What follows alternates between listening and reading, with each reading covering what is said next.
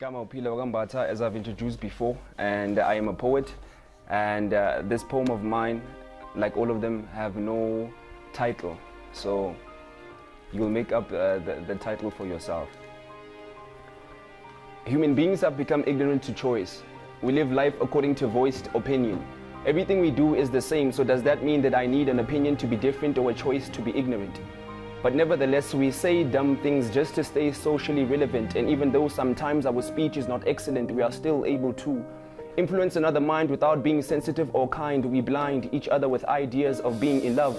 But after all is said and done, we choose to walk, not run. We choose to sit and not stand. We choose to sleep and not dream. And as ignorant as it may seem, we remain content in living a life that has no content. We sit back and allow time to set up a domino effect of setbacks that take us back to where we started.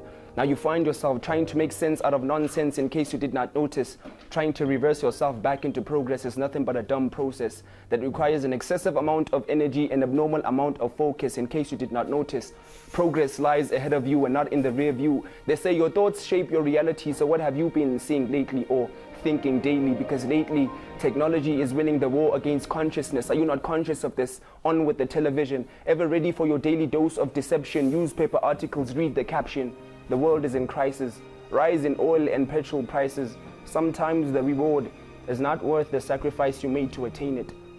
So that's why you become a slave to maintain it. That's why you become a slave to maintain it. I am only as extreme as the exploding limbs of every man, woman, and child of a misrepresented religion. I am only as extreme as her suicidal incisions because she had nobody to help or make a more informed decision. I am only as extreme as the young man who has amassed all the emotional instability needed to cultivate his fatal addiction. Our country is sick, but how long will we wait for our government to issue a prescription? It's insanity. The reality of our broken humanity permeates through the African atmosphere. One would assertively abort even the slightest thought that unity once lived here. As a matter of fact, it thrived here. But now not even a peace of mind can survive here.